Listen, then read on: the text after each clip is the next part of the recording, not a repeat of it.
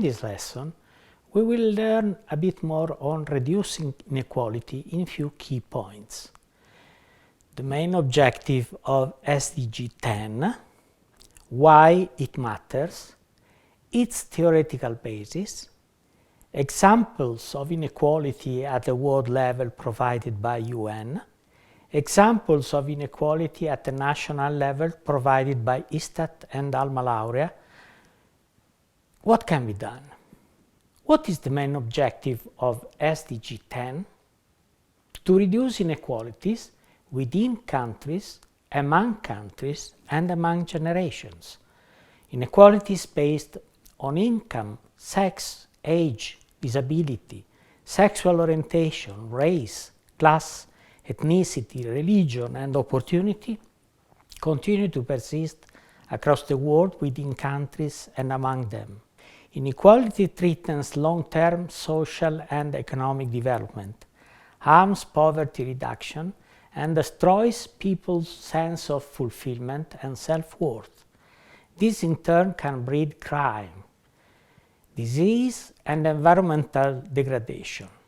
SDG 10 matters because inequality is a multidimensional and global phenomenon. In today's world, we are all interconnected.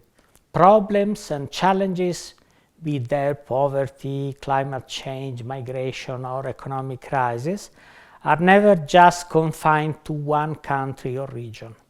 Even the richest countries still have communities living in abject poverty. A recent UNICEF report noted growing inequality among children in several high-income countries.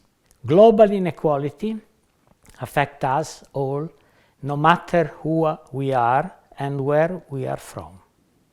At the microeconomic level, economic inequality can be viewed not merely as a measure of dispersion, but also as a measure of the difference between the actual distribution of income on the one hand, and either distribution according to the needs or that according to some concept of desert.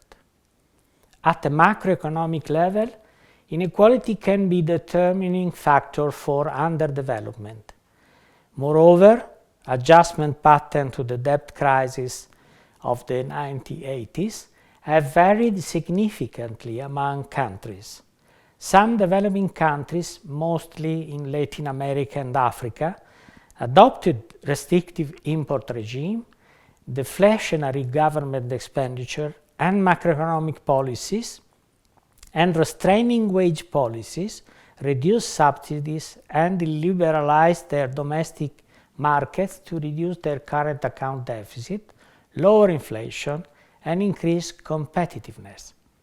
For the countries that followed this path, this was a lost development decade, with substantial increases in poverty, inequality, and characterized by low growth, from which these countries have started to emerge only in the 1990s.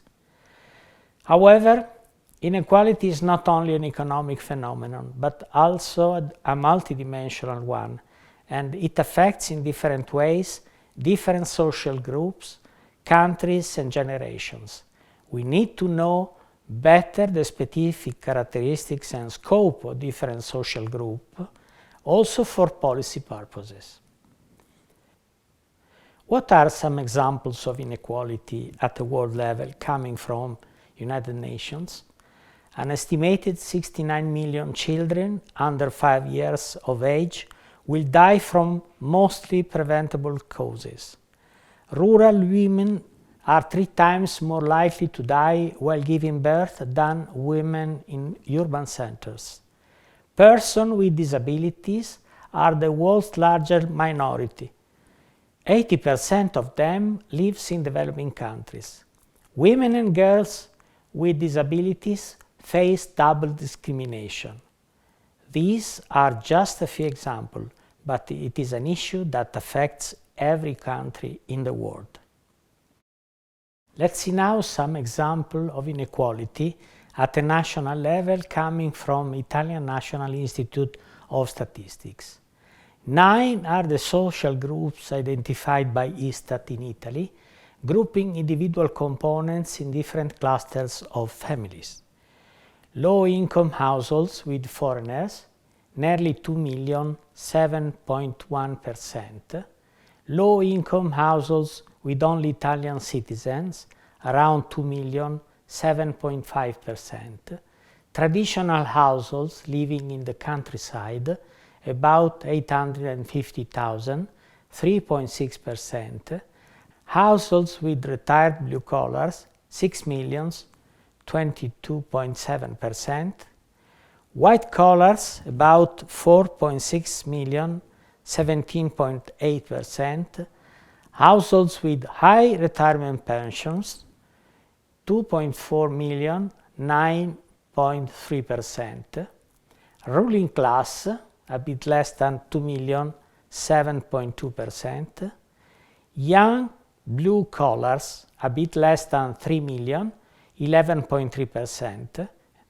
Lastly, single old women and young unemployed, 3.5 million, 13.8%. Each social group lives in a completely different living conditions. Inequality can be found also in privileged subsets of the Italian population. According to 2018 Alma Laurea report, most of the university students who study away from home usually move from southern Italy to central northern Italy. Most of the graduates who went to secondary school in northern Italy choose to attend a university in the same geographical macro area. 89.1% of graduates from central Italy stays in the same geographical macro area, but if they decide to migrate, they mainly go to northern Italy. It is for young people from the south of Italy or from the islands that migration escalates to remarkable proportions instead. 23.9% of them decide to attend a university in central and northern Italy in equal numbers. Interestingly, over 90% of foreign students chooses a university in central northern Italy. Students who more often move away from home come from a higher and cultural background. 36.1% of those who move farther away has at least one graduate parent versus 28.3% of those who stay in the same geographical macro area. Similar trends can be found in earlier education. In conclusion, reducing inequality requires transformative change. Greater efforts are needed to eradicate extreme poverty and hunger, and invest more in R&D, health, education, social protection, and decent jobs, especially for young people, migrants, and other vulnerable communities. Within countries, it is important to empower and promote inclusive social and economic growth, activating all generations. We can ensure equal opportunity and reduce inequalities of income if we eliminate discriminatory laws, policies, and practices. Among countries, we need to ensure that developing countries are better represented in decision-making on global issues, so that solutions can be more effective, credible, and accountable.